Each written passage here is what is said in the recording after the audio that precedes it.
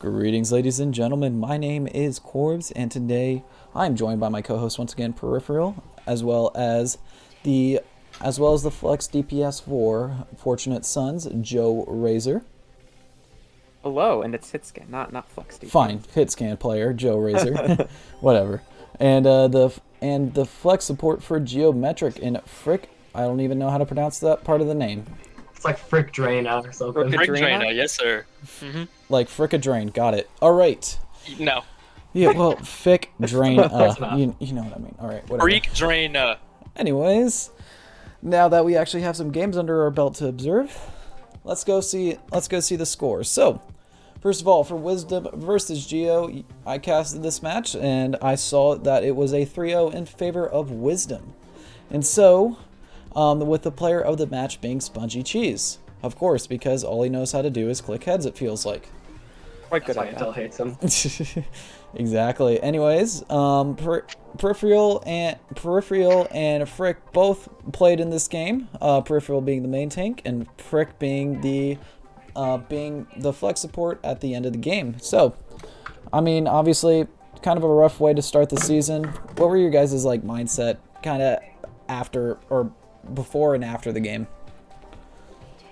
Okay, so I guess before the game, we went into it with the mindset of we're not gonna beat them because they're worse than us. We're gonna beat them because we're better than them, and it just didn't turn out that way because we were scrimming with that Arista Diva comp a lot, and it worked really well in scrims for a few different teams, different play styles, a bunch of different comps and stuff. It worked really well, but on game day it just didn't work. We just didn't execute it well. So Yeah, I think on another day, that game could have gone a lot differently. Just happened to be the case that things turned out as they did. I know I didn't play well at all by my standards. I played a lot worse than I had during scrims, which had contributed to a lot of our success in scrims.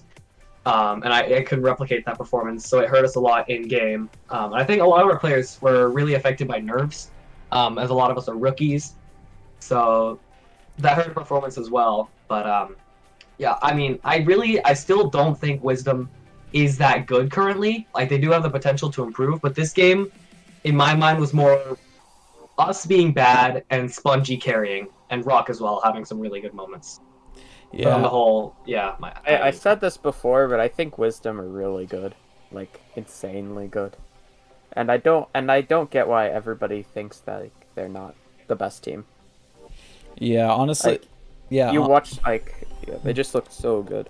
Exactly. The thing with Wisdom is that they've been playing with the same core players. You look at Titanic and Rockcraft's even back on. I mean, he was on a team back in Flux, and Spongy, who was there last season and was an MVP nominee.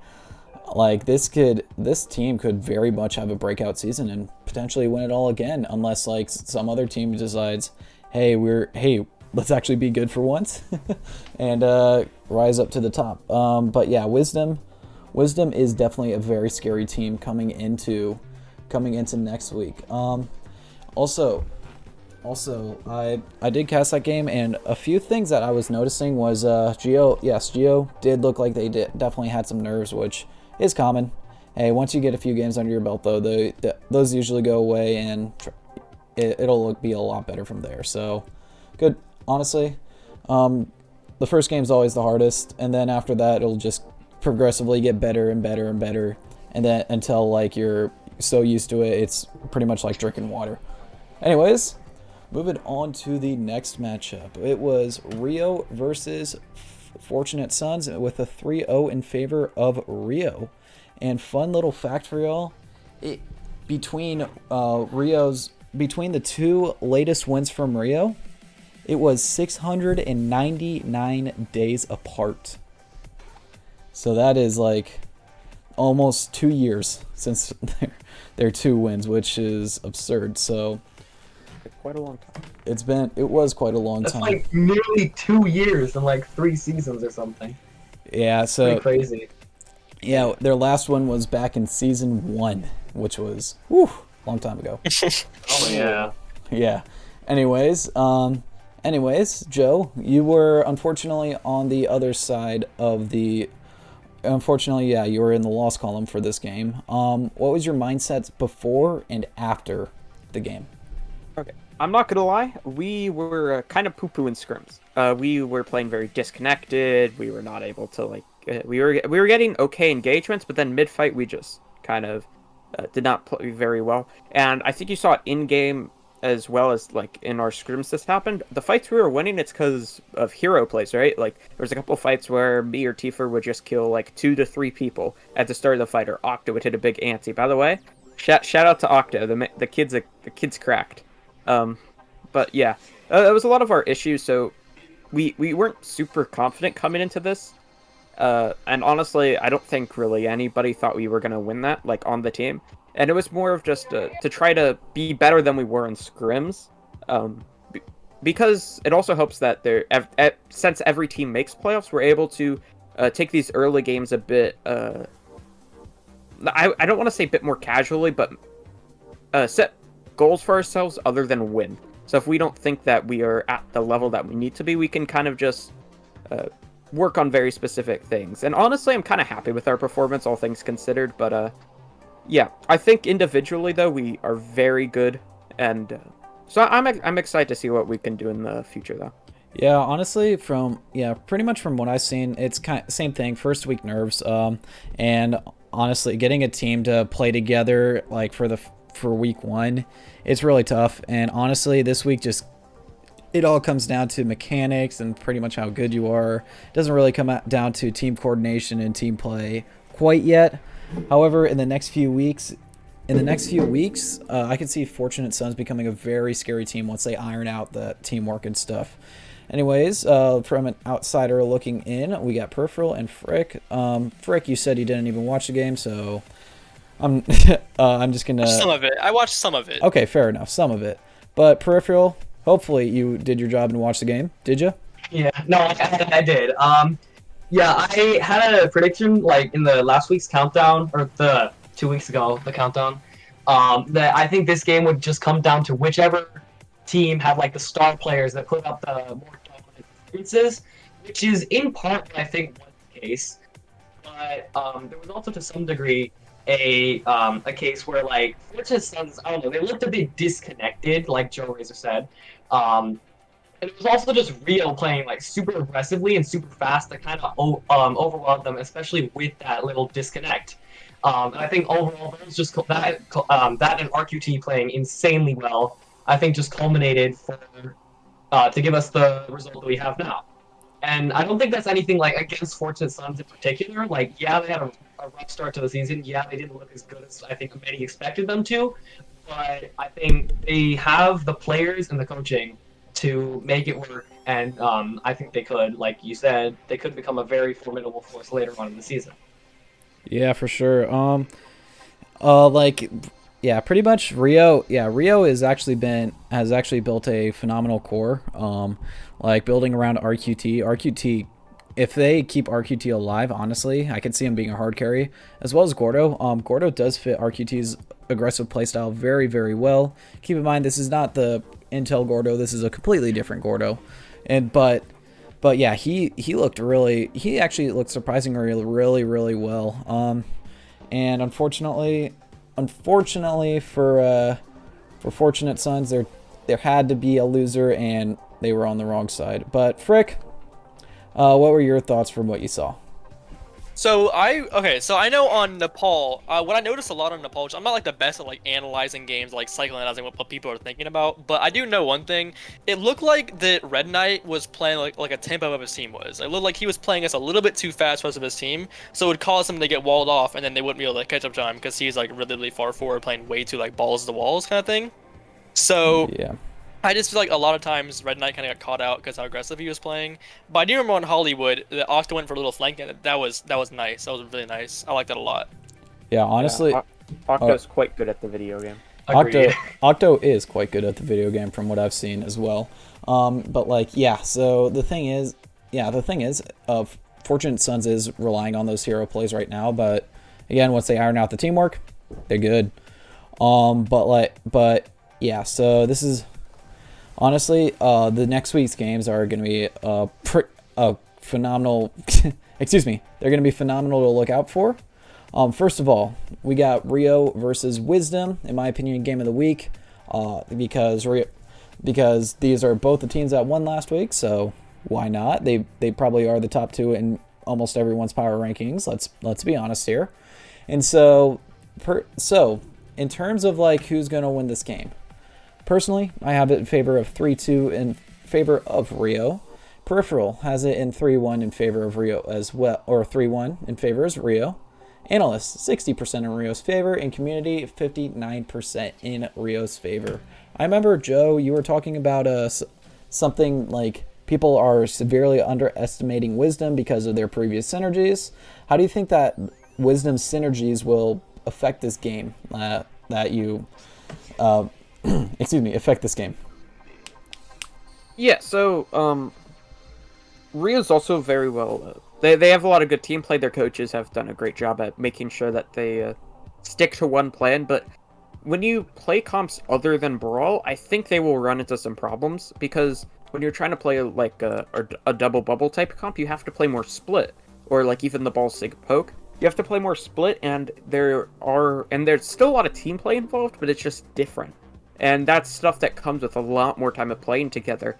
And from watching this kind of core of Wisdom play in GGNA, and now this first week, I feel like they will be a bit more suited to playing a wider variety of comps. I also think while Rio are very good individually, I think Wisdom I think Wisdom are right there with them, honestly. Honestly, I see Wisdom being like on the same level as Rio in terms of team play as well, because like you mentioned earlier, those previous synergies, as well as mechanically, because Spongy is just nuts.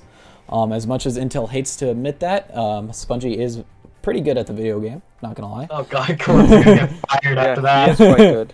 So happy. They should add Junkertown to the map pool just for that one game we play them. I wanna do a little Exactly. I will say that Ooh. I did solo Spongy on one of the maps, so I'm putting it out there. All right. But yeah, pretty much from what I've seen, Spongy is absolutely nuts, and same with Titanic. Like, they put Thigh back on flex support, and he's still dominating it. Like it's like he never even lost his touch. But yeah. Anyways, Peripheral and Frick, you all actually played Wisdom last week. How do you think that they're gonna do this game against a team of about roughly equal skill level in Rio Redemption? Yeah, I'm gonna stand by what I said earlier. I don't think Wisdom are as good as they seemed against us. I think that was Spongy pounding and us not really being able to do anything about it. Not just because he's that good, but also because we kind of got into our own heads. But I don't think that'll be the case against Rio. I think they've started off strong. They obviously haven't been as affected by the nerfs as we are, and that will even then they'll be less of a factor in this game. Plus, I think Rio has a more well-rounded team, and I think that is going to be that, as well as their aggressive style is going to be the deciding factor in this game. Because I think if they can pressure out Spongy, if they can if they can make him uncomfortable, I think that hurts Wisdom a lot, and I think that that could be the deciding factor in their game, and that would lead Rio to a win. Absolutely. And Frick, you did play against them as well. And what are your thoughts about the Wisdom and Rio game? Well, I think that if Rio found a way to shut down Spongy Cheese like effectively, that the game would be very, very not close. But the thing is, if they don't shut down Spongy and they don't just at least limit the way he wants to play, then I feel like the sky's limit for Wisdom. They can do a lot. Yeah, absolutely. I mean, honestly, Wisdom's coaching has always been great throughout the years, even back when they formed Season 2, Season 3, and then now it's Season 4. Like, they have been on top of their game in terms of coaches as well. Like,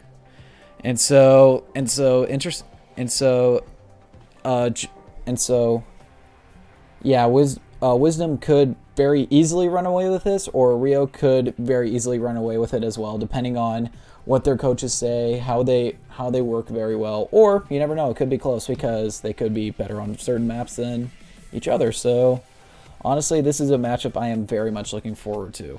Anyways, moving on to next week's matchup, and I just realized all three of y'all are going to play in this game, so Lucky. I know.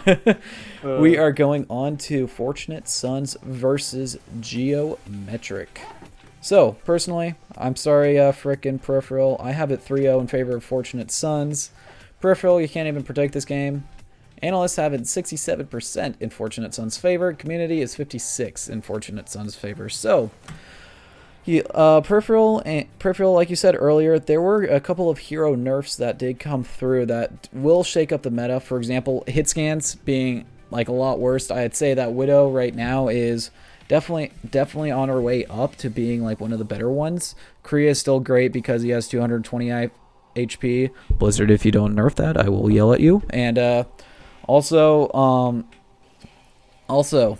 like Flex DPS will get their time to shine as well. So, so Peripheral, like, what are you doing to really, I guess you can say, adjust to this new meta?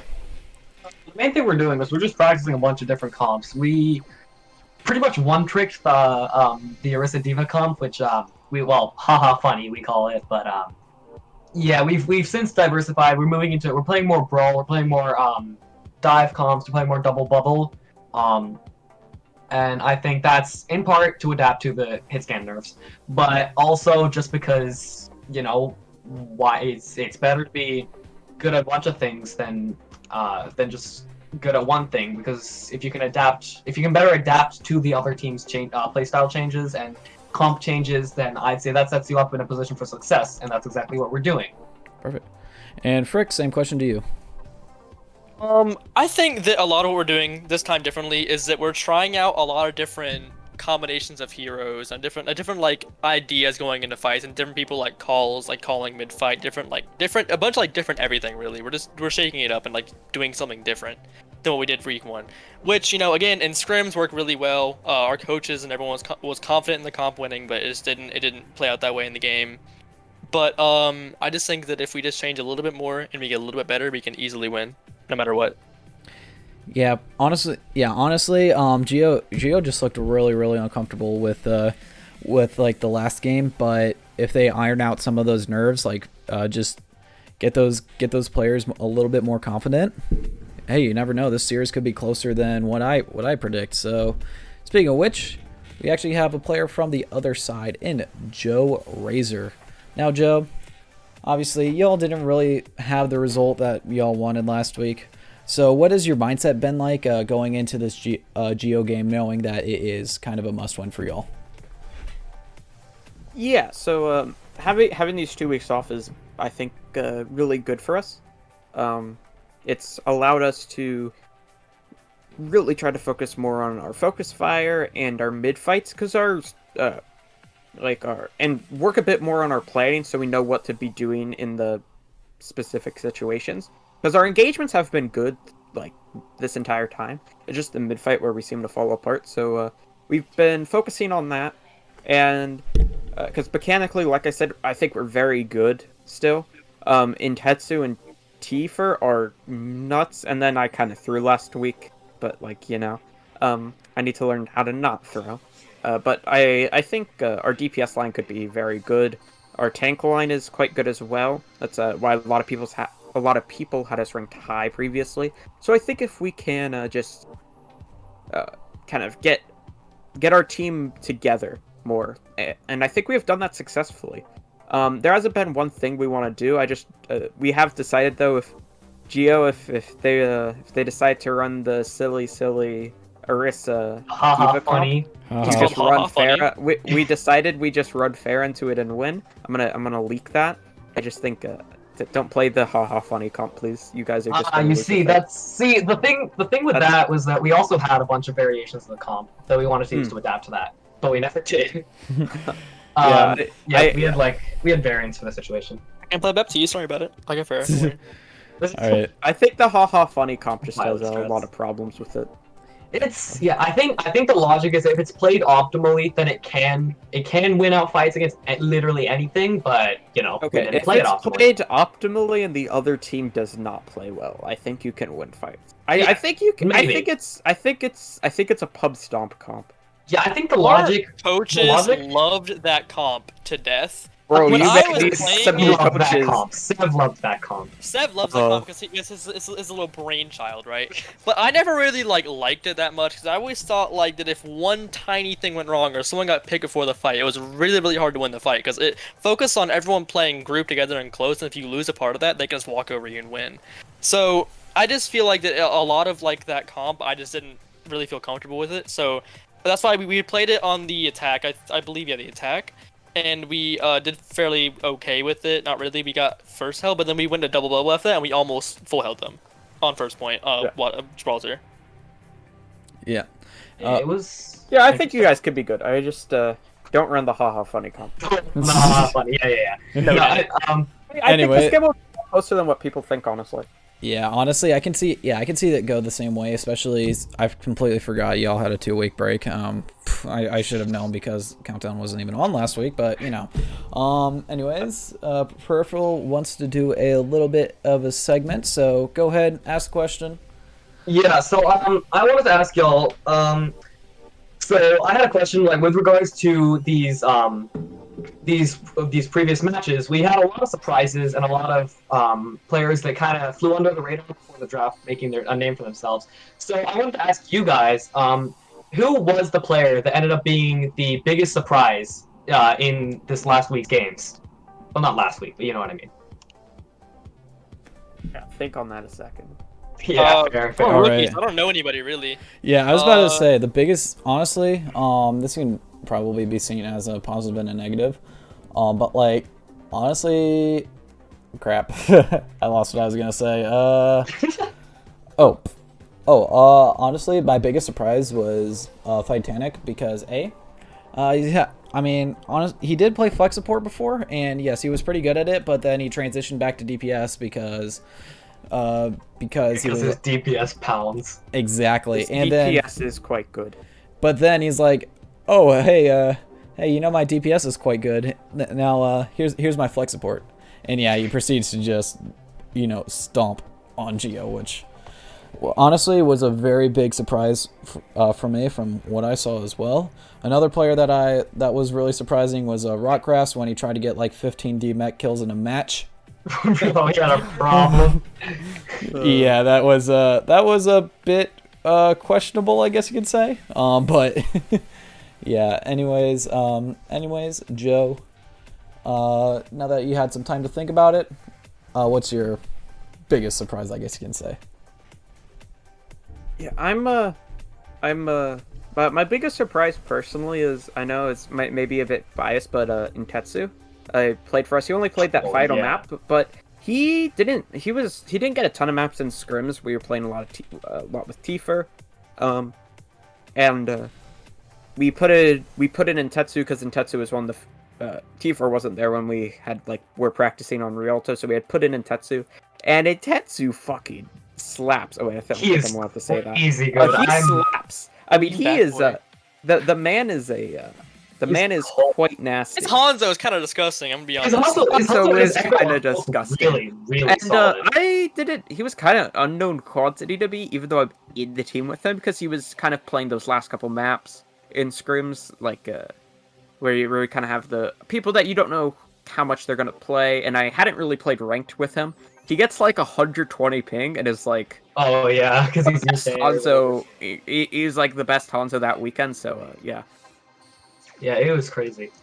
Yeah, I mean, for me, I was gonna say Intetsu, but to be honest, I played in Pugs with him a lot, and he absolutely dominated, so it wasn't that much of a surprise in my eyes. He's one of the few people I'd ever played Pugs with. It was quite wild. It was interesting. Yeah, I'm surprised he got picked up so late. I thought he was gonna go first few rounds. But yeah, anyway, so it's funny because I wasn't really sure who I had in mind for this segment, but I guess the more I think about it, the more wisdom, I guess, kind of stands out to me. Not just because not because they beat us, but also because they looked a lot more coherent than I expected. I thought it was just going to be spongy carrying would be the only thing they had going for them, which it was definitely the big factor for them, but it wasn't the only thing they had. They had Rockcrafts, who was playing really, really well. They had a Titanic who was putting in a very solid performance. Sergeant Pepper was doing well. I actually thought Gag was feeding hard on the first map, but after that he turned it up significantly. And I also wanted to say, oh my god, who am I? I just forgotten who I was thinking of. Oh yeah. Jerry's hit scan was not as was actually a lot better than I expected it to be. He played on Hollywood, he played hit scan, he played Torb, Ash, and Kree, and like it wasn't anything groundbreaking, but it was pretty solid, especially for like a flex DPS player. I hadn't seen any. I don't think he ever played hit scan in Pugs, so it was a bit of a surprise to me. But yeah, it turned out to be pretty solid. And also But, it plays on high ping as well. Just Oh, the cabin internet. Yes. the cabin differential. Yeah. But yeah, anyway, Frick, Uh, I know you didn't watch the Fortunate Sons game, but like, you're still here, so you gotta answer the question. Well, actually, no, I did watch a little bit of it, and honestly, I think that in Pugs and stuff, I feel like Gordo looked like a very, very solid main tank, but I didn't think he would be that good. So, but watching him play, he just seemed like he plays with like such intent, like he knows what he's doing basically. And I can't really say that for every main tank that's in the league right now. So I would say Puffer is definitely, or not Puffer, Gordo's up there definitely. Puffer surprised me as well, because I didn't play much in Pugs, but I feel like people are really, really underrating Puffer sometimes. And the I thing think is, the last one. I was about to say Go the ahead. thing with Puffer is we have yet to. I kind of have yet to see him play because he didn't play at all last game. Yeah, he had work. I think he was. Yeah, he was not got in the man- game. He got scheduled diffed. Yeah, But but Pain. I mean, and I guess probably the person that honestly surprised me the most was Titanic, because I'd never really heard of them at all before this, because like on like the preseason tier list, they were always like around like second or third, like third. They were never like the number one on anyone's list, but coming into it, I think they played really, really well. Considering how people didn't really believe in them that much, I'm not sure, but I feel like the Titanic played really well as well, and surprised me as well. Because I was spectating them during the actual game, and I did not see a lot of mistakes. Oh wait. I never mind. I know who my surprising player was. I mean, yeah, Titanic did great, but like my surprising player was actually P-Bach. P-Bach, I'll be honest with you, I didn't think highly of him. I'll be honest, but what he did Who was did?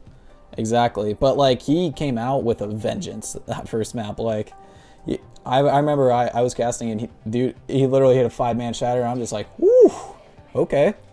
Okay, that's pretty good. Granted, it was on a... It was on Narissa with no shield who was split from their team. Exactly. And, but yeah, so anyways, that will do it for the rest of the night, or the rest of the countdown. Well, not the rest of the countdown, you still have your enter and advanced segments. My name was... novice countdown. That will be do Don't it matter. for the rest of the novice countdown. Anyways, Okay. my name was Corbs. We're here with my co-host Peripheral, and we have Joe Razor and Frick Drana. There we go, I got it. As guests. Good job! Someone get cake. Gold star for Anyways, Corbs. Anyways, as Mr. Dividing once said, don't get tilted, and see y'all next week. Hello and welcome to the League Zero pre-week 2 podcast. Lot of first games in the way, and we're really excited to talk about them. Alongside me, I have my co-host Nev. Co-host. What up? And then we also joining us from MI6. It's Swifters. What's up? What's up? And finally, Z from Exodus. Hello. Hey, AKA Kemi. Hey, congrats everyone. Everyone won this week in this lobby. Every single person. Alright, wow. Really well Is that how we doing done. Like really well done. Like This is really... how we doing it, Jeff? Alright. I'm sorry. I only recognize you as a member of production in here, so like I don't know what happened on your game life, but no, a lot of really exciting games this week. Well, I'll say a lot, but a lot of 3 Overwatch was played this week. 3 of the games ending up like that. I mean, it was a week. What do you have to say about your first week back in League Zero, Navino? It was fun. Like, even though we lost, like, we just played badly. Tenacity did a really good job of slowing it down and just forcing us to play their game instead of playing our own. And you could tell it was our first game together as a team. But I'm glad to be back and playing. Like Yeah. we had good moments, and I'm excited for the weeks to come. Nah, it's gonna be like I said, I think a lot of teams are still trying to find their footing or whatever. There's a lot of teams that clearly the pieces aren't there, but there was still a lot of good individual play, I would say, for a lot of the worst teams, and I think you just kind of need to link it up. So we're just gonna jump straight into the recap really here, and just start with that in a bit. So the recap is we're gonna start with Double Cap versus Capitalism, which was the hosted game in a 3-2. Double The Cap, only good match. yeah, right. Possibly the most interesting. This Yeah. Double Cap looking a little shaky, but you know, overall able to pick it up. Nev, any thoughts on this almost upset? I would say like I don't think necessarily. I don't think Double Cap looked that shaky necessarily. I think they just grossly overestimated how much better their team was than everyone else. Fair. So what I mean by that is like their players are still good. Like their players are still very capable and they still could be the best team in this league. Like I still think they are the best team right now. But it's not going to be like 3-0 every week, right? It's not going to do that. You know, and Capitalism just looked like they were polished, like they knew what they wanted to do. Also, they played some, like, them and Tenacity were the only teams I saw play ball comps, really, and, like, actually commit to it. They didn't even seem bad on the ball comps either.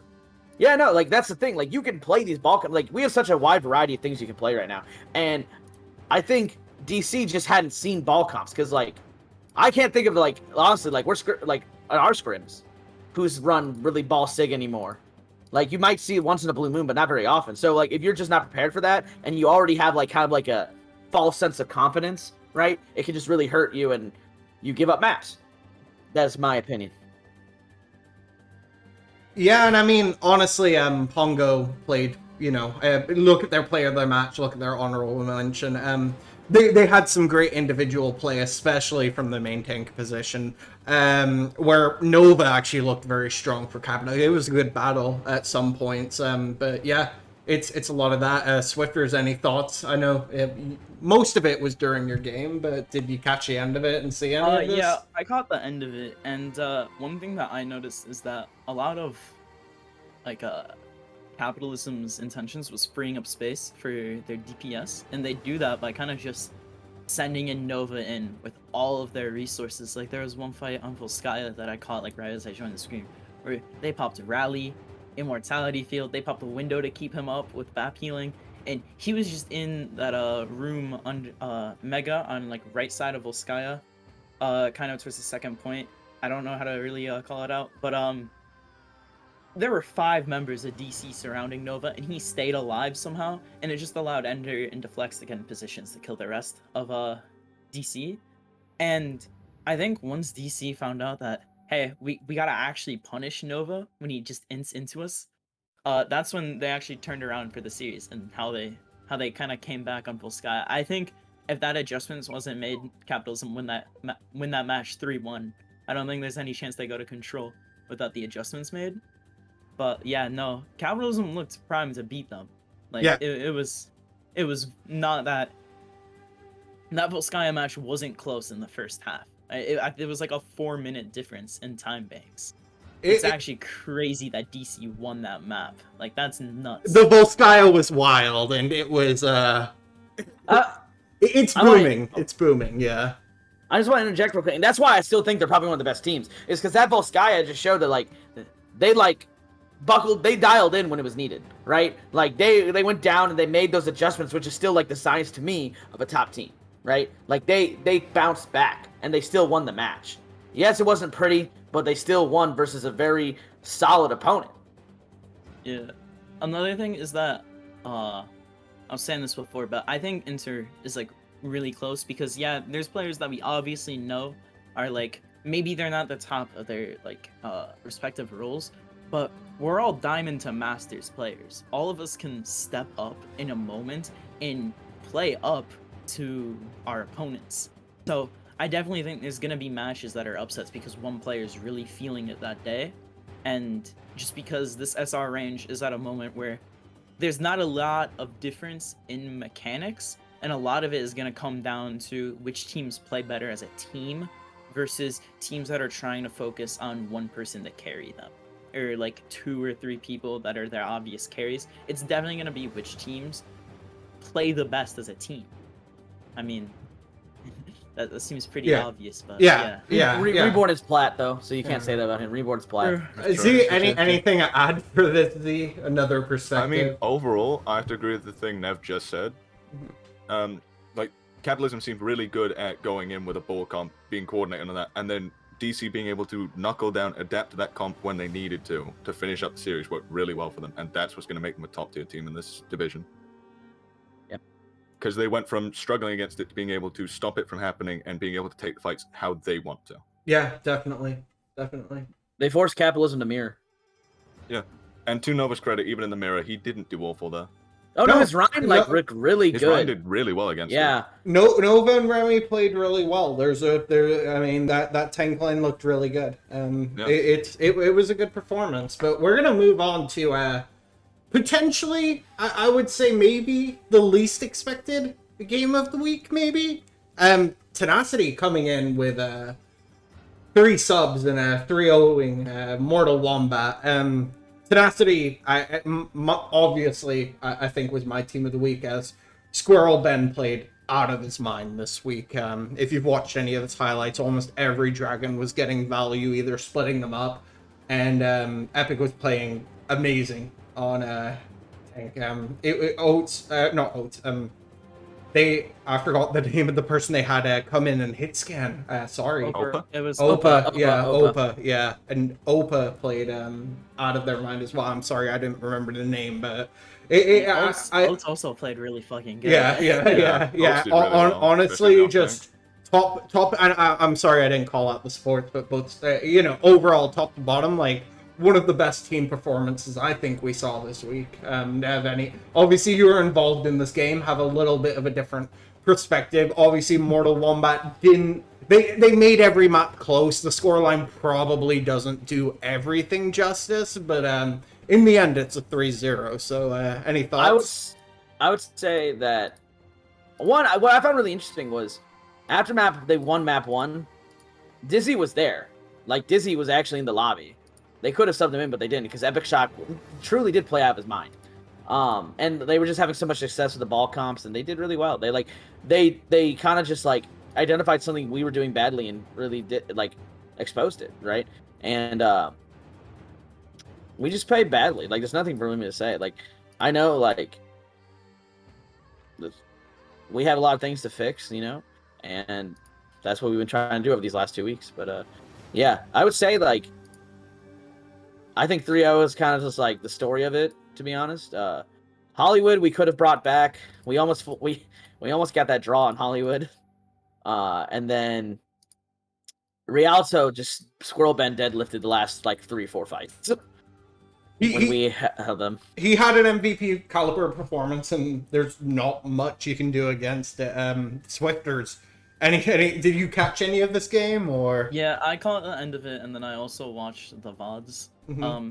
One thing I do have to say is that, once again, this kind of plays into the thing that even though this was a lot of Tenacity's bench players, they're still good players. They're nothing that you can't just underestimate them because they're maybe on the bench.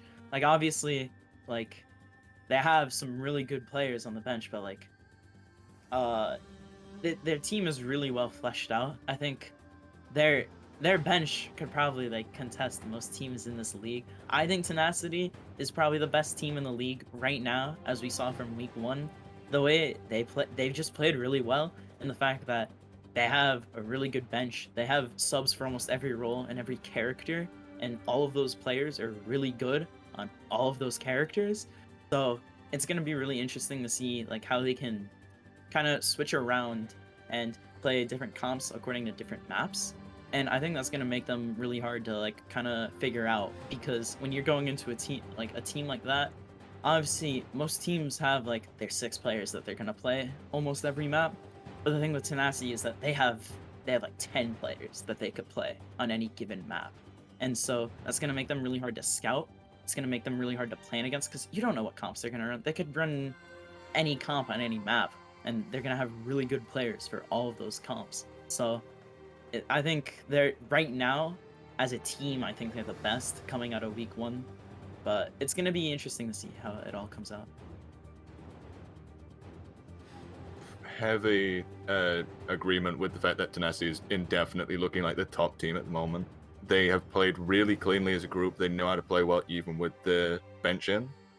They seem to be really good at executing the compositions and their engages. Pretty simply, their ult economy is really fucking good.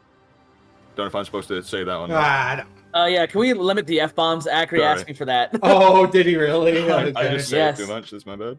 Switchers said it. Hey, Akri didn't have any notes for me, just as a note. I am the perfect podcast host, I so, see. you know. Hey, I didn't say the F word last week either. All right, go ahead, Z. Sorry for interrupting as the perfect podcast host. No, it's fine. Like Tenacity overall, they're just really good at working together, and I don't think Wombats did bad. Like the 3-0 does not do that series justice to me. I think you really held up well against possibly the best team that's going to be at the end of this as well. Hey, bro, So it's if you just a had- case of how DC shapes up, how Cap, the Wombats shape up against that, because I see those being the top 4 at the moment. Yeah.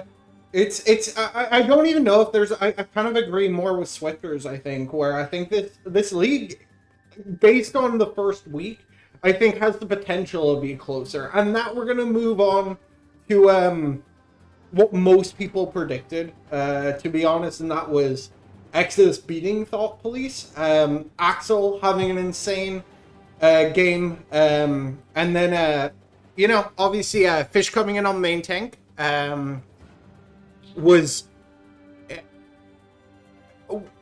something that I think, based on some people's tier list, may have been leaked out and people kind of saw it coming, but you know, him coming in, performing really well, and Dad having a fucking show, honestly. And he honestly, I think, played up to the level of play. It's close. His performance was felt throughout that game, honestly. Navino, any thoughts on this game? I think like Exodus like did what I expected. If anything, to me, I thought Police looked worse than I expected. With like they just didn't know really how to pace things. They kind of waited for Chief to just get like 4 kills before they did anything. And I would say though, like what concerned me about watching it was Exodus's pacing. It just felt like they played really slow, which is fine. Like, you know, it's also just really hard to gauge versus Thought Police, if I'm being honest. Like, I don't know how good they actually are because Thought Police did not look comfortable. You know, so it's hard to tell when a lot of the power rankings had, you know, I think it's more, a lot of people are taking it as confirmation, and I do think there is talent in where they can turn it around, but the team play, like you said, was definitely not there by Thought Police. So, you know, if they can get it going, I think, you know, this league's proving to be close enough that any team can win it, but that there needs to be a better performance 100% next week, and I think they all probably know that. Z, you were in this game, so we'll go ahead and start with you here. I mean, yeah, big win.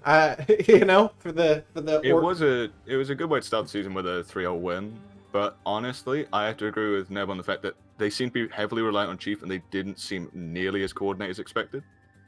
Something we noted in game was they were prone to over-ulting a lot, where they'd use, say, 3 or 4 ults to win a fight, or they'd lose the fight with using that many ults.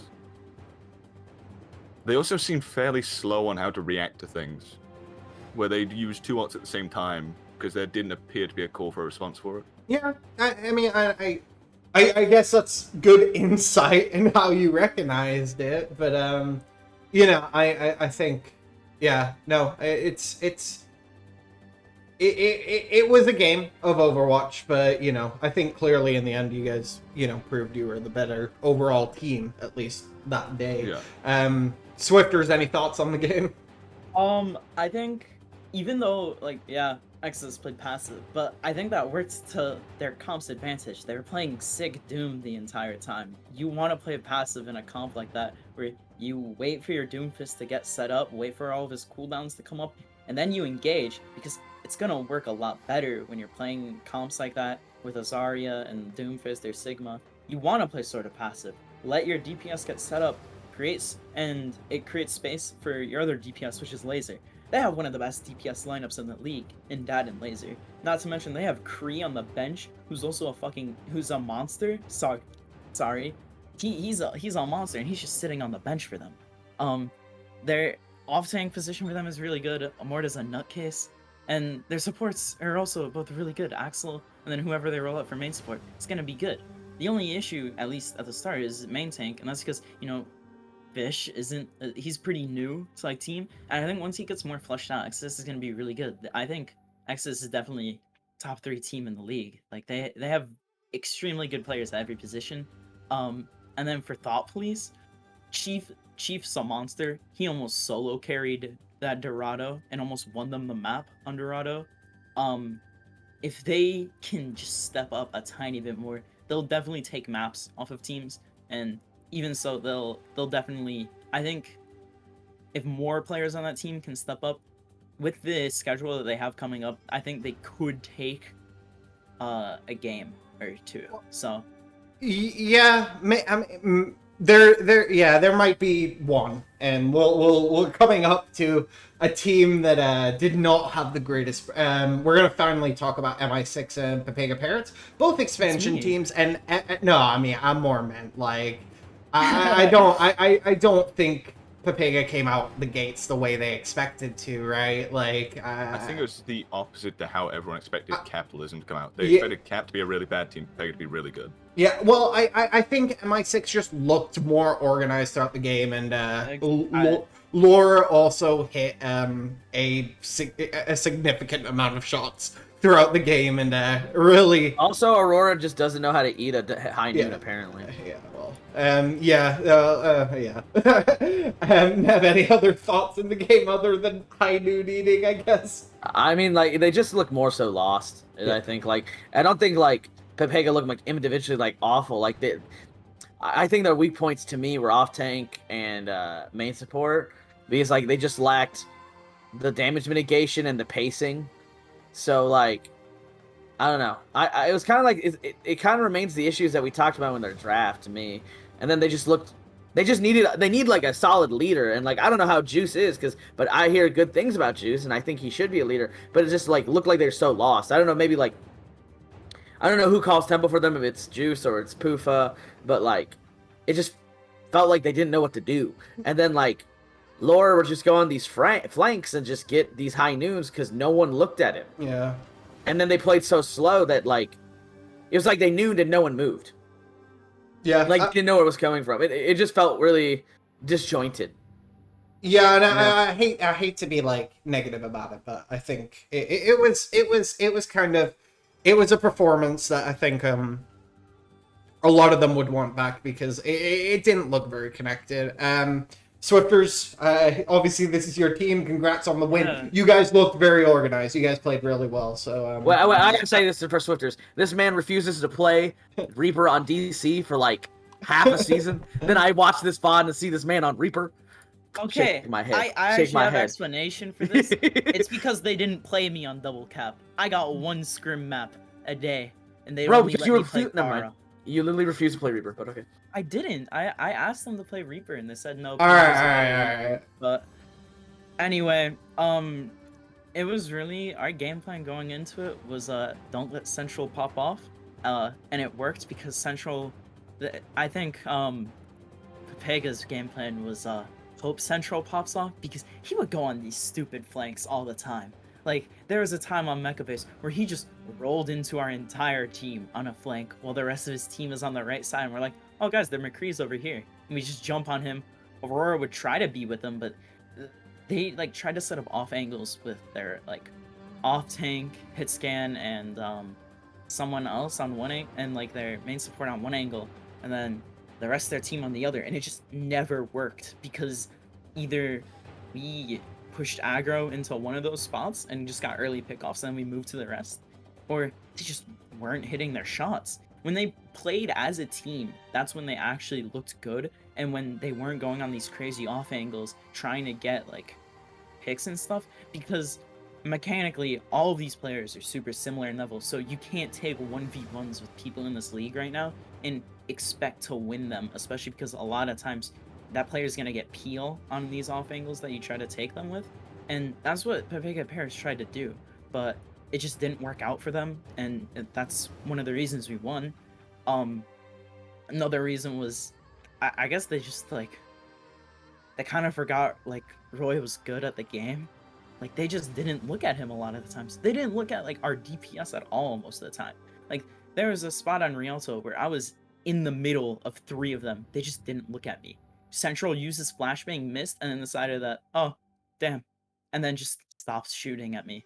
And I was just able to shoot freely at them. Yeah, I mean, a lot of it might just be as well, like, they're an expansion team, and they just didn't look. I don't want to use that as an excuse, because you guys obviously were too, but we're also an expansion team. They you know, sometimes, I think they can maybe get it together. I don't want to be too harsh on them, but, like... I think what it comes down to is they looked uncoordinated.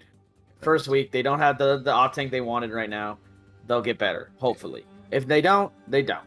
So, what about the next game? That's all the games. That's it. That's all the games. Oh, is that all the games? Oh, All the yeah. games. We've done the games. Thank you, Navino. Okay. I'm just like, we were just saying the same thing. Yeah, I know. Yeah, I'm sorry if you had some profound input on I mean, my only input was I forgot you I didn't didn't talk. catch much of the VOD, but from what I've heard, pretty much is exactly as Swifters is describing it. Yeah, I mean, I guess moving on, we'll talk about undersung stars of the week, or you know, whatever. And I think or even just like things that kind of have stood out to or us this week that we maybe didn't expect. And Navino, what was your biggest surprise of the week? I'm not gonna say anything in my game. Yeah. Actually though, Nova from Capitalism, 100%. And I say that with like 100% bias as well, because like Kemi knows I was just on a team with Nova. Oh yeah. And I talked to Taco Truck after the game a bit, and like he's like, Nova's biggest issue like on Koala King is when we played with him, like Kemi would ring for us all the time, is that he didn't talk. Like I did all the fight planning, all the like the IGL, like all that stuff. Like Kemi, back me up here. You're like, he did not talk. No, like whenever I was in, if I wasn't comming something or the comms were dead, you'd pick them up instantly. You'd come up with a plan. You, even if we didn't have an alt track at that time, you'd make sure we had something going on. Yeah, and Nova just like Nova mechanically has always been fine. I would say Winston's probably his best mechanical hero, and his ball was pretty good too. Like, and then he just looked like he was in command of his team. And talking to Taco Truck, he said that like now Nova like says everything he's doing. And the thing is, he has to with that team because Remy, like as I think all of us here have been on a team with Remy. Wait, Swifters, were you on a team with Remy before? No, I don't think so. I've not been either. Oh, I guess only Jeff and I. But Remy doesn't talk, like at all. Like he's not gonna be like he's not like me on off tank or like some of the other people that played off tank in the league. So he's just like the fact that Nova took command like that, and like the team looks more like how I think Kern or someone put it in their tier list as Ender and Friends. Like it just looks like a much more complete team, and I think that sky is the limit to them. Absolutely. Swifters, anything anything I guess this week that stood out to you, or anything that surprised you? Honestly, it was our main support, Faith. This guy's a main tank player, and he was basically filling on main support, and of course he did get the first Ajax of the season. I do have to mention that. However, he played really well as for like playing main support for like almost the first time with this team. Like he'd usually play just like when Wano wasn't there, and so him coming and playing main support for us, it was clutch, and he played really well. Like his Lucio's he's kind of a feeder on Lucio, but on the other here, his Brig was solid, and you know he played really well. I mean, there's nothing really to put it there. I mean, kept us up, you know, we didn't die as a lot. You died less than the other team, I guess, right? So yeah, true. Yeah. I mean, he was telling us after the game that like throughout Route 66 on our defense, he only had like 1 death going into third point.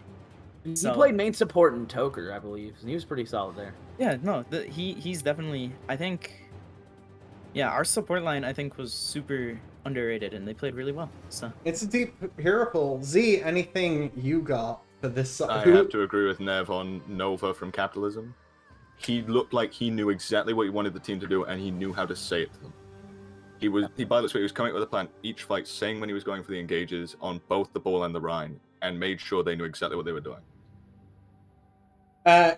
Yeah, no, Nova's a great call. I'm gonna talk about Tenacity's depth, right? Like, I don't know if it's as much of an upset, but the amount of depth Tenacity has, and that they showed this week is insane. A lot of people know, the players, who were being replaced by these other players, and the fact that they come in with a performance like that to me was the most shocking thing. I like I said, I really, I mean, someone give QZY manager already, because like it's he. I know he's helping a lot with the coaching on that team, and it's looking like a very solidly built team. I really cannot stop singing their praises enough. I think, like, to me, I don't think the game was necessarily an upset, because I think a lot of teams were 50-50. Like, a lot of people were 50-50 in who would win. I think what was more so the surprise was just the type of win than anything. Because a lot of people thought it would go down to the wire, and, like, even though some of the maps were close, like, I don't think anyone expected Mortal to lose 3-0. I expect it to be at least 3-1. Yeah, I thought, like, when people asked me about it, when going into it, I said, I think one of us. I said it was going to be, regardless who won, I thought it was going to be close. And they really came out and played, like, just how, I think they really set the tone with Nepal. If you go back and watch Nepal, like, they just really set the tone and didn't give us really room to breathe. They did that really well. So, and Epic Shock had a really great game. Well, like I said, just the depth on that team is frightening. I think, honestly, it's a well built roster, and we'll see how they're gonna do this week. So we're gonna jump into predictions, and we're just gonna start with double cap Mortal Wombat, which Navino can't predict, but everyone has double cap winning so far. 88% of the analysts, 81% of the community, 3-2 to double cap myself predicted. Navino, you want to speak up for your team? I guess this week. First off, I don't blame people for thinking we'd lose. Mm-hmm. I really don't. I will say, I think us versus Double Cap will be a much better matchup for us personally, because they play, like, the comps we practice against, the comps we ran are comps they also run.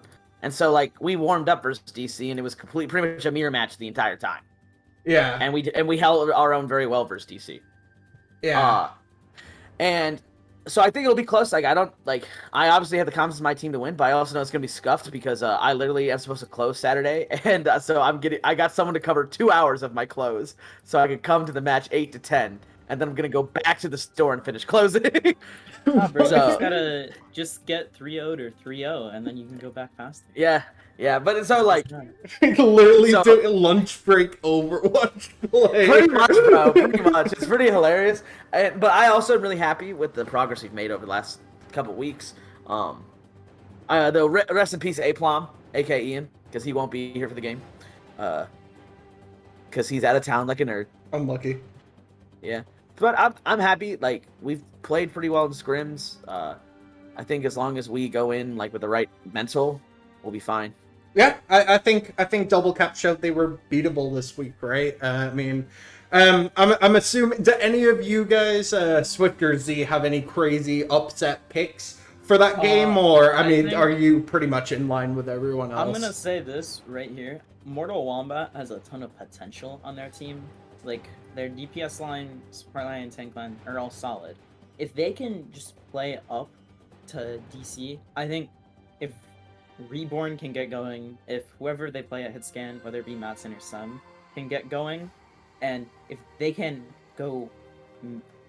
win some of, like, those DPS duels, which I'm sure they can, then it's gonna be a lot easier for them to win. And if they can neutralize Pongo, I think that should be Mortal Wombat's main goal. I think Pongo is the heart and soul of that DC team, and if Pongo's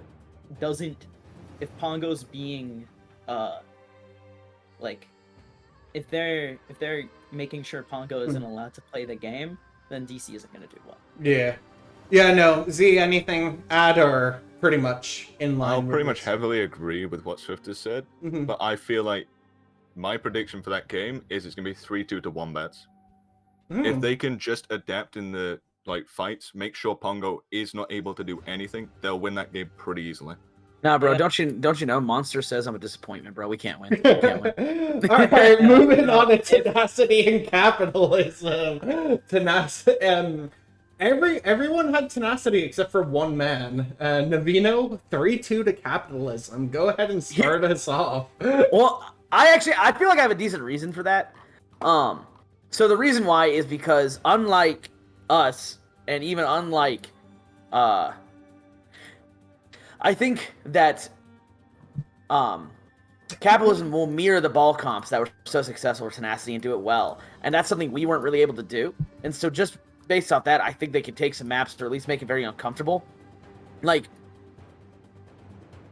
and frankly, like I want them to ride the wave. I think they can really win. And as we said, like this league is much closer than a lot of people expected to begin with. So I'm just giving it to capitalism because I'm like I can see them pulling it out, and I really think they can, especially if they get the same performance and like it also like I want to say like I don't think. Yes, I think Squirrel Ben is really good. I just don't know if he'll have the same like MVP type performance like again because it's just hard to have that type of performance over and over. The limitations of I think tenacity can adapt a little better already. I think based on the comps we saw against you guys, I think they can handle a lot of what capitalism is throwing at them. I think tenacity is going to edge this one out 3-1. I do have capitalism getting a map, but I honestly think when you put them onto the payload type maps, tenacity is going to look very good in open space like they did last week. So I think a lot of our analyst community, 78-75%, not as divided. Swifters, any opinion on the tenacity capitalism game? Tenacity capitalism. I can't make any predictions until I know what tenacity starting lineup is gonna be, bro. I have no idea, bro. I have no idea who they're gonna be playing. All I know is that Squirrel Ben is probably playing. And off of that, it's gonna be, I think, who can pop off harder between Squirrel Ben and Ender. And Ender looks I very think- good, yes. Honestly, I think those teams match up really well against each other. So I think it's gonna just depend on who's hotter that day. You know, and all I'm saying is that right now, teams that have heard the Squirrel Ben piano are 6-0 in maps. So What do you mean? He played the piano for us before they beat us. oh, you know what? Because we I had like think a you guys were 15-minute deaf. delay. I don't know. You guys might have been deafened though. So Z, any thoughts on tenacity capitalism? I'm gonna have to agree with the take that it's gonna be 3-1. Yeah. I feel like tenacity will do exactly what DC did in the adaptation, but they'll do it way quicker, especially after seeing Cap's performance week 1.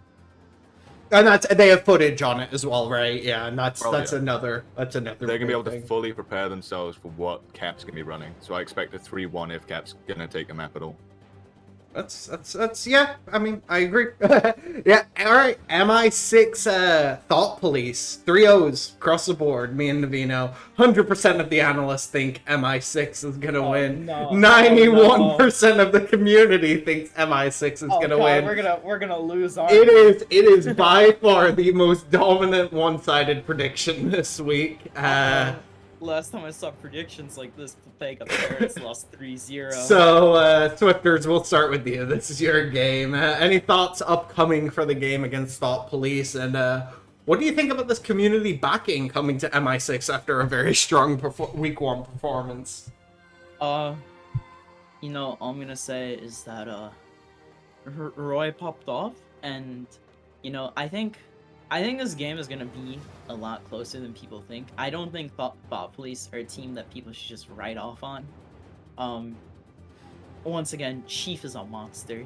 If he can pop off like he did against Exodus, I definitely think that if he can do that for even just a map, that they could probably take a map off of us if Chief is popping off. But that's only if he's popping off, and if Laura can neutralize Chief and make it so that he can't have those pop-off moments, it will be a 3-0 because Chief is their carry. I definitely think we have them beat at almost every position. It's gonna be that hit scan lineup. If Laura can do well against Chief, it will be a 3-0. But if Chief is popping off, it's gonna be a lot closer than people think it is. I think it's within the realm of possible. I do think the 3-0 prediction might have been harsh from my end. Thinking there is carry potential on Thought Police. Thought Police has a lot of potential on the team. It's just can they will it's gonna be a hit scan matchup because both these hit scan players are crazy. I'm so sorry. I can't. It's fine. Don't worry, I It's already did just once, in my you're normal fine. vocabulary. Okay. And have anything you want to add to the 3-0 dominant prediction of MI6? I can't predict anything other than the 3-0 till they win a map because I did the hot take of they won't win a map. So it doesn't, like, regardless of who they play, I'm predicting a 3-0 till they win a map. So I think y'all against us. I think y'all put a little too much faith in Chief. Like, I'm not saying he's bad, but I think that's a little too much faith. I think that, like, if they're gonna win maps, they need to clean up the rest of that, right? Like they're not, like, they just look so disjointed. Like even while we were talking about the Exodus game, I went back and watched Route 66. They should have capped first, but they played so painstakingly slow. Yeah, no, yeah, I think that's it. Like, if they can speed up the tempo, I think it's possible, but it's coaching, right? Like, can the coaches get the turnaround going? How booming is the 3-0 loss? Like, I do know that Thought Police just got King Genius on their coaching. Oh and yes, the from gods playing- of coaching. Yeah, but I do know from playing on a team with King Genius, last season of Flux Cup, he keeps he'll keep the team's morale up. They aren't gonna be boomed. I know that for sure. yeah. He'll make sure that team isn't boomed. I think they'll come out a lot stronger though. And, Hopefully. and then our final game of Z, do you have anything you want to add to MI6? I forget he sorry. doesn't talk. Yeah, my bad. I just don't talk much, It's that's fine. we need to have more. I mean, the finals are upcoming. Like, England's spirits at all time high. Yeah, we're focused on other things. Z doesn't We just carry. need buzzer for Z to hit, so he reminds us to talk. It's coming home. Yeah. All right, go ahead, Let's Z. speed this up. Yeah. But yeah, honestly, if I were to make a hot take, it's definitely due to the MI6 TP game. If Thought Police can fix their play even slightly, I can see the series being a lot closer, especially when they get Chief to pop off. I could see this if they've cleaned up their play by the time this game comes around. This could be a 3-2 to MI6. The build up for it to still be them losing was really funny, by the way. Like, I don't know if you meant that, but it was 3-2 to MI6 in the end was what you said, right? Oh yeah. Okay. I don't see Thought Police winning the game, but I can see them getting close. Yeah. Baby Okay. steps. Baby steps. All right, Exodus. I have a 3-0 to Exodus. I think they're going to dominate. I think they played their comps really well. I think they're going to match up against Papega really well. I think Exodus has this. I have more faith in the team than I guess I do right now, while there's still suspensions going on. So that's kind of how I see that game. It's kind of an unlucky schedule, honestly, for Parrots with suspensions going on. So I have a 3-0 to Exodus. Nev, 3-2. Any thoughts? The reason I have 3-2 is just because I have some faith in Parrots. I think Exodus wins 100%. Like, there's no doubt in my mind. But I do think it'll be close because I do think that, one, I think that they're going to just play, like, they're going to identify the fact that how they played. Because, like, I think Ed Jemima is a good coach, a good manager, right? So I have to give some credit to them about, like, bringing that team back around, right? And, like, Rio still involved with the team. He's going to bring it in. So I'm going to give them, like, some faith here and think they take 2 maps. Because I think Juice inherently, just from watching him play in Expert last season, I know he wants to play fast. And that's, like, if I talk about, like, the weaknesses I saw, which was, tempo for Exodus, I think that, like, Juice can expose those as long as he gets the support he needs. But that's also up to, like, who's their off tank. Yeah. Okay. So I can see some wins. Yeah, definitely. And this is your game, so we'll head off to you. But 78% of the analysts, 78% of the community also have Exodus winning. So it's pretty favored all around. Any thoughts heading into the game? I definitely see Papega being a bit more of a challenge than I expected them to be, just going off the game I saw. Another note to go into this one is I'm no longer on my COVID shot, as Jeff and Nev know. So I wasn't really capable of playing week 1, so I might be in this week. We're gonna get to see the Z main tank. Oh my gosh! It's a possibility. Sounds so Oh, confident. bro. 3-0 for Papega. Nah. I mean, I have to agree. I will say that I've Z got a long does way to pin go to off keep up with this cooldown. elo. Z does pin off cooldown. I will confirm. Sometimes it works, sometimes it doesn't. Swifters, any thoughts on this game to wrap This us is up? gonna be a 3-0 for Exodus. Yeah. I'm pretty confident. Their DPS lineup, their supports, and it's gonna be an everything but main tank difference. I think Fish, if he can just like exist, it's gonna be a 3-0 for Exodus. They have better players at every single position. Dang, here I am trying to be nice. Yeah, no, playing against Papega Paris, unless they got like really good in these past 2 weeks, it's not even gonna be close. I mean, I don't think this match is gonna last an hour. I think it's the suspensions, but we'll see. I was wrong last. I was wrong. I think after the suspensions, Papega will do a hell of a lot Yeah, better. they'll do better. I still don't think they're gonna. Anyway. I mean, yeah, it's either way. Like my predictions were wrong last week; they'll be wrong again, I'm sure. So, I think we were actually at time, so we're gonna have to wrap this up. Navino, any parting wisdom? Oh, is this where you want us to do a hot take? Yeah, Or what? we can do. I think we're kind of in wrap up mode now, honestly. I don't really have a hot take this week. I think like more so like I'm excited to see how these teams turn out because I agree that you really won't be able to tell probably like week 4, especially with like how the schedule is kind of like lopsided, where you have like I'm gonna say the quote unquote because like obviously people have different opinions, but the quote unquote top 4 teams are all playing each other. You know, outside of capitalism preseason, like no one thought they were necessarily gonna be top 4. And then you have like the almost bottom half playing each other. Like as Swifter said, like 2 groups. So it's really hard to gauge because like you don't see people play common opponents until like you don't see like one half of the league just play the other half till the second half of the season. So week 4 will be really telling to me. Yeah. That all makes sense. And then Swifters, any final thoughts, hot takes for the week? Something leave on the road. My big hot take, I think Exodus is a top 2 team. I'm really high on Exodus. I think they have the best off tank and the best flex support. I think Laser is a top 2 hit scan, and Dad and whoever they put out on main support, whether it be Monster or Yosmite, they're both really good.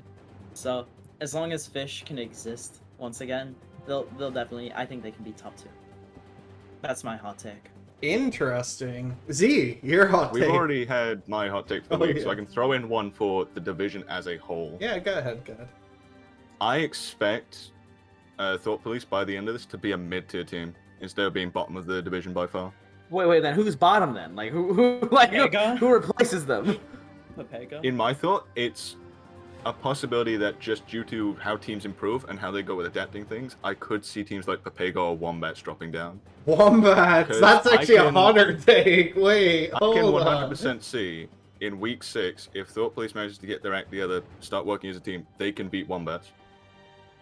It wouldn't be a clear win like a 3-0, it'd be a 3-2. DeVito, those are fighting words, dude. I mean, hey man, everyone's entitled to their opinion, and as I said, bro, I'm a disappointment. You know, like I'm a disappointment. So like, My hot They've take. already gotten in your head. My hot take for the week is that next time we record this, we will be under 45 minutes. So, Impossible. get ready for One that of these hot days, take. one of these days. It's gonna happen, but I think that's about it for us at the intermediate desk. So I think this transitions to the advanced guys next. So good games this weekend. Let's look forward to them, and y'all have a good afternoon. I don't know when this comes out. Hello, everybody. Welcome back to Countdown. This is our week 2 episode, or week two. I am RMM, one of the hosts, with Asto, the other host. Woo, Asto. That's me. Hello. This week, our two guests are Kurt Lebert from Axolotl Syndicate and Mythology from Powerhouse. Howdy, howdy. Hello. Oh, okay. So, we'll just go ahead and get started with the recap. So our first game was Hope's Peak versus Axolotl Syndicate. The team that won was Axolotl Syndicate, 3-1. The player of the match was Glacial, with honorable mentions being Kurt Lebert and Jaybird. That was the surprising game of the week, I'd say. I don't think many people expected Axolotl to win that, but they impressed me. I thought they just basically did everything Hope's Peak did, but better. I mean, I guess that's why they won, obviously, but... Yeah, I mean, I think Axolotl, like, a big reason was mostly just coming down to ults. It felt like a lot of the time Hope's Peak was kind of just throwing too much into certain fights, and then Axolotl just kind of capitalized off of that. Like, it was just a solid performance from a team that personally I didn't know too much about going into last week. Yeah, I really, when I was watching the game, I really said to myself, wow, their ult rotations are a lot better and their ult usage is a lot better. It seems like Hope's Peak just doesn't seem meshed together enough, and I did mention this last week that Axolotl did have somewhat some previous synergy from previous seasons in other leagues, so I think that was a big help. But I also did hear that Hope's Peak did not scrim very much, and that kind of Flawless has been just like not there. I think his schedule's not working out from what I think that's what I heard, which makes sense. It just doesn't seem like they've scrimmed enough. We'll probably see a little bit of improvement from them as the weeks go on. Same with Axolotl. I think Axolotl is definitely up there now. I think they're the number 2 team now in my power rankings, so, you know. Yeah, they're looking solid, and there's nothing saying Hope's Peak can't come back from it. Like, if Flawless has been missing some stuff due to scheduling, if they haven't been scrimming too much, naturally they should just get better. Like, they should just continue to improve, and I think what I like about this game is that Hope's Peak didn't look bad in any way. There was just kind of a couple errors here and there, Axolotl able to capitalize off of it and going on from there. So I think in general a pretty clean game, even though it looked pretty convincing for Axolotl. Yeah, Axolotl, even though Hope's Peak did cap a lot, get pretty far in the maps, Axolotl on attack just speed ran basically every map. It felt like it was just something, especially like Rialto. It looked like it was actually a really good map. Rialto was solid, like just clean through and through. Okay, well, on to our second game. Is, God, I almost said Guangzhou Gangsters, but it's Goofy Goobers and Powerhouse. That's a throwback. We need to stop with these similar alliterations. It's confusing to me. But Powerhouse did win 3-1. The player of the match was Rectophobia, with honorable mentions being Speed and X-Runner. I mean, that was a game for sure. I think Powerhouse did well. I mean, they were the number 1, and they lived up to expectations. That's really all I can say. Yeah, I think my biggest thing is Powerhouse just looked prepared. Like, when there were subs, they were effective, they were smart. When they were swapping between comps, they looked decisive on all those comps. Goofy Goobers ran some whack things, to say the least, with that Orisa Diva Torb. But on Hollywood, like, it looked strong. Like, they definitely made it work. So not to discredit Goofy Goobers in any way, but Powerhouse still looked like the dominant team in this match. Yeah, Mythology, did you guys just have comps in mind going into the game? Just that you just practiced throughout the week? Yeah, we did. I would say, for the most part, we stuck to plans. Especially on Gibraltar, we definitely played what we were comfortable on. Obviously, Control is kind of just a set meta. We played a lot of Brawl, and then Hollywood did trip us up, I will admit, because we weren't comfortable at the time with our engagements into Orisa comps on Hollywood, because a lot of our scrim partners were playing a lot of Brawl, a lot of Monkey Mirrors.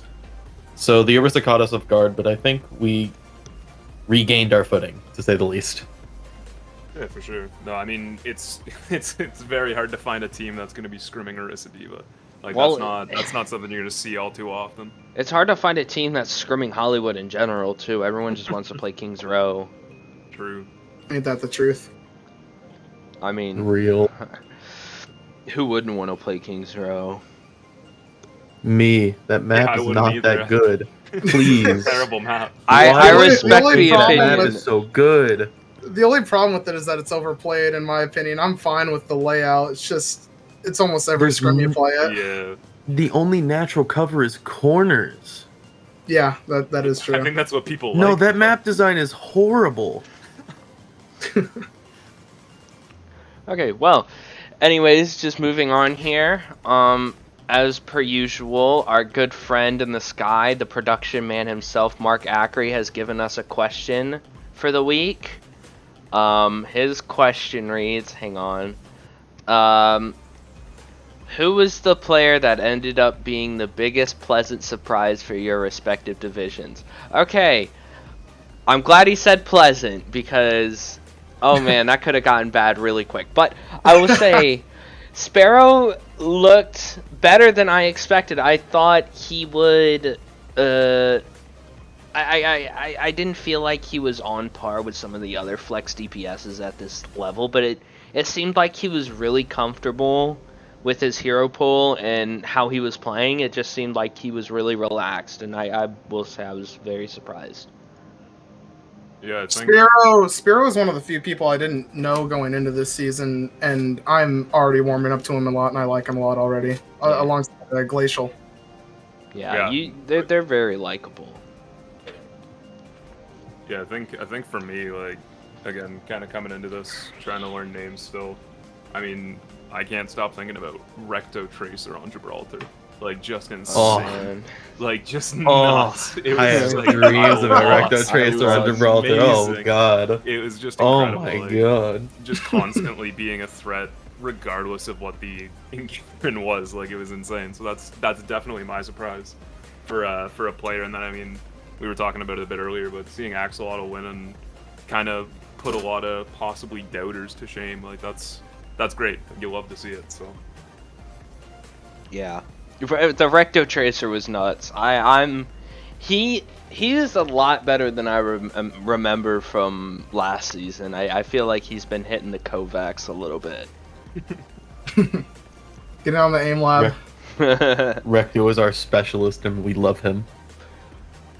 Well, Kurt, Mythology, that question, if you guys feel comfortable answering, go ahead.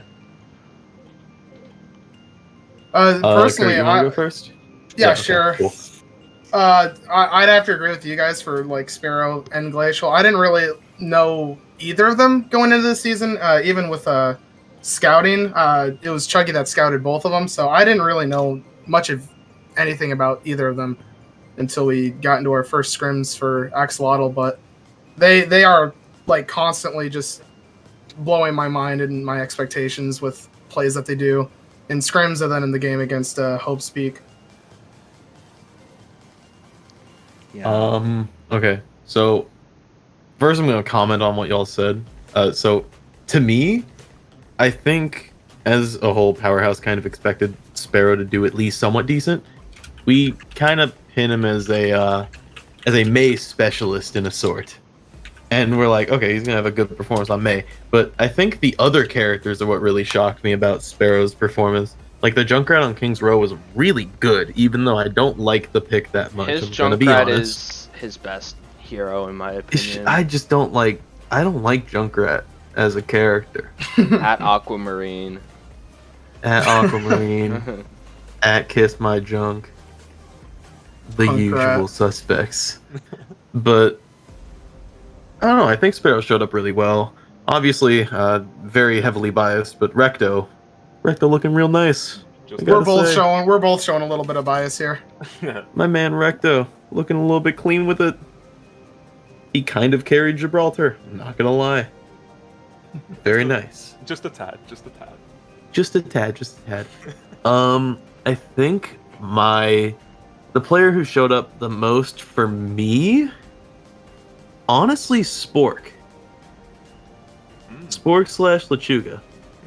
Because personally, from like Pugs, I didn't have a very high rating of her.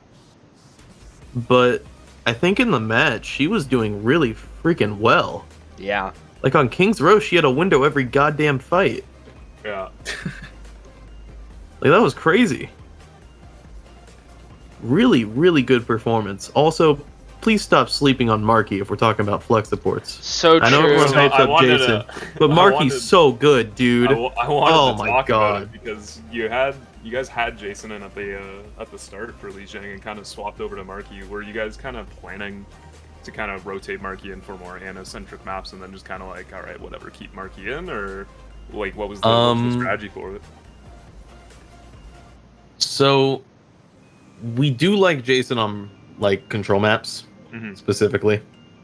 Minor league, it's going to be obvious. We play Jason on control because we think his aggressive style is really well suited to the game mode. We really like taking the tempo and control. And then Marky's Ana, Marky's Zen, all of those are really clean. And then he also has a BAP, just like every other flex support. So on Ana-centric maps, we always run Marky because it's just more flexible for us. We can swap between our double bubbles, our dives, and all that. Yeah. Okay. Yeah, okay. I guess me and Asdo actually wanted to ask our own questions. On your own teams, so Axolotl, Syndicate, and Powerhouse, respectively, who do you think it needs to be talked about more? So I wanna quickly change it. Okay, go ahead. I just talked about it. Yeah, because we kind of So My man Marky. So who for Goofy Goobers and Hope's Peak do you think is getting slept on a little bit?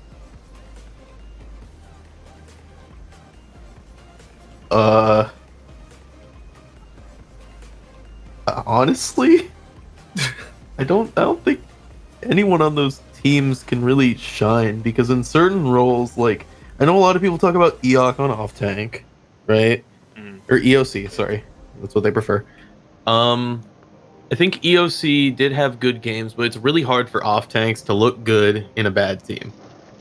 And while Goofy Goobers didn't look horrible, it was a showing of our power in that match, and I felt really good about it. And then for Hope's Peak, I don't know. That team looked just kind of broken apart by the end of the match in a way. I think once they got to Volskaya, and once y'all did the fucking retake with a Bastion, man, oh, that hurt. That had to hurt. And by the end, they were just like, felt like they were walking on stilts. No, Kurt, what about you? You kind of have your foot in the Hope's Peak door a little bit. So what do you? Yeah, I feel like especially for Hope's Peak, it's a roster and like almost all these players, like you can't really say any of them are slept on because they're all fairly well known. I feel like, and I feel like everyone expects them to be doing better than they are. It's kind of like the reverse of slept on, in a sort of capacity. I know, like, personally from coaching Bark last season, I like Knock on Wood, but with Geode also there, it's kind of strange. So if I had to pick one person that's, like, slept on, Knock on Wood maybe, but it's tough competition there. He definitely isn't, like, bad by any means. It's just Geode is there, so it's kind of strange. Yeah. And then for someone on Goofy Goobers, I don't think Owners is that bad on main tank. I think he's pretty good. I know Goofy Goobers is kind of a question mark for a lot of people, but he's one of the few people I was able to see in Pugs beforehand. And even though there are a lot of rookies and not a lot of people know them, I think Goofy Goobers can get a lot better as the season goes on and do some impressive stuff here and there. Yeah, for sure. I'll go I ahead mean, and answer yeah, go for it. that question. I think for Goofy Goobers, I think Viraja is sort of slept on. That's also true. He's very, very talented. He's been in draft leagues before. It's just kind of like he was on pretty meh teams, but he's good. He's definitely good. For sure. For Hope's Peak, I want to say I want to go to the bench, and I want to say Chromed. I think Chromed is really good. I feel like he's just like starting caliber, but you know, Hope's Peak has Pixel, and I think Pixel's also really, really good. So I think Hope does have a really good bench lineup for some reason. yeah, like- Chromed, Natai, Gil Gamer, Knocked on Wood. Personally, I'm going to disagree with you on the Natai pick because of my experiences in scrims, but I think I'm the just Chrome saying and who's Knock on their on Wood bench. support lineup. Yeah.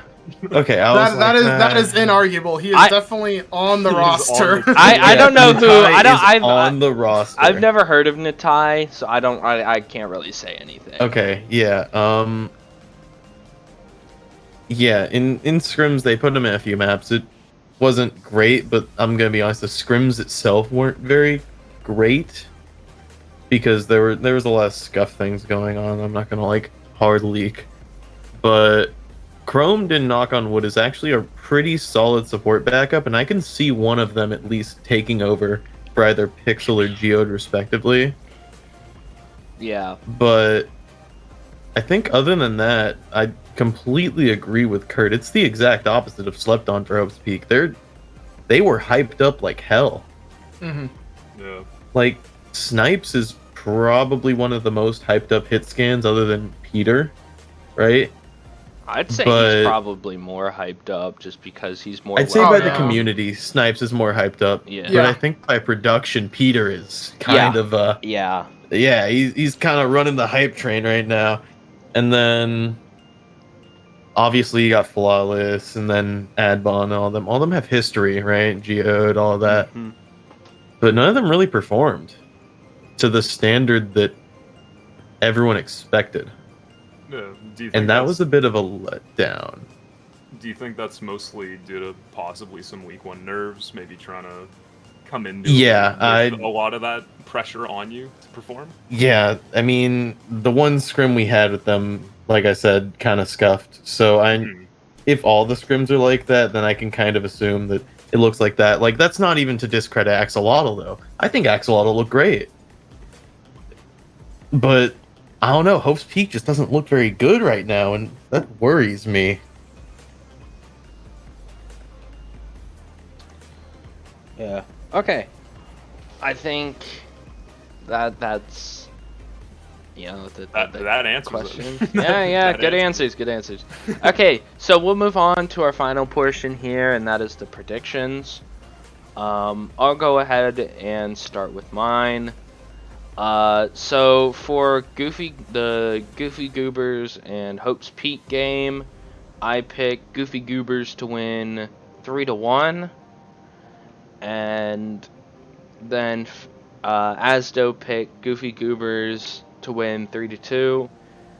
It was a 50-50 split down the line for our analysts, and 56% of the community says Hope's Peak.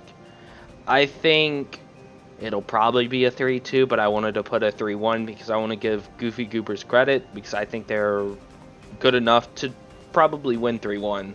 So Yeah, I think you're right on that. I mean, I'm putting 3-2 mostly because both of these teams, as of right now, are unproven. We're only 1 week in. It's only one game, but this game will decide who goes 500 in their record and who goes 0-2.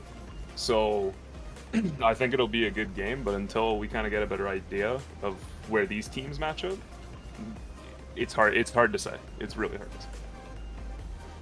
Yep. And actually, Mythology and Kurt, if you want to give your predictions, you can go on ahead because neither of you are playing in that game. That is a Ooh. tough one, but I'm gonna go for the Goofy Goobers 3-2 on this one.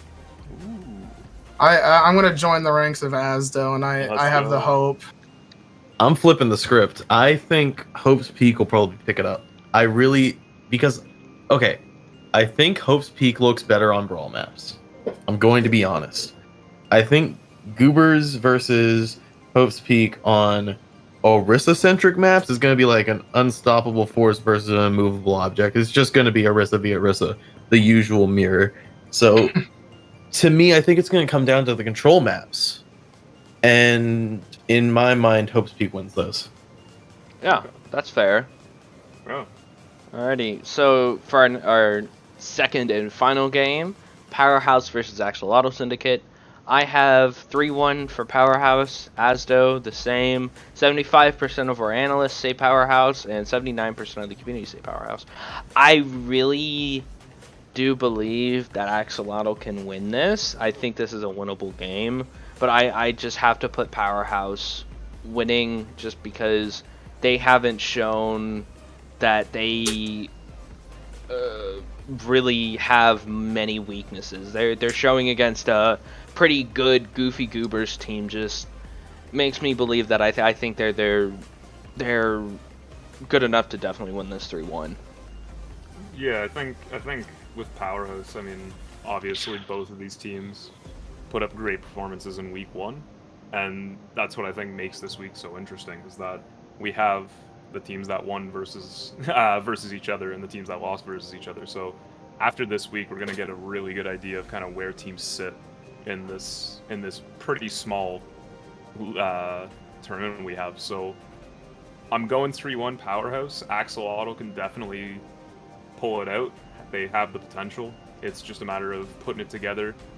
You know, maybe Powerhouse doesn't have the right map one time, and you kind of just carry your own momentum. So we'll see what happens in that one. It's going to be a really good match. Alrighty. I think that'll do it. Mythology, Kurt, thank you. And yeah, we will see you next week. Actually, we might see some free agent pickups. That'll be fun. I'm hoping to see something interesting. Someone might mix it up. Probably be Hope's Get Peak. ready. Yeah, woo! Ooh. Hang on. Okay, there we go. Yeah. Thank you, everyone, once again. Woo!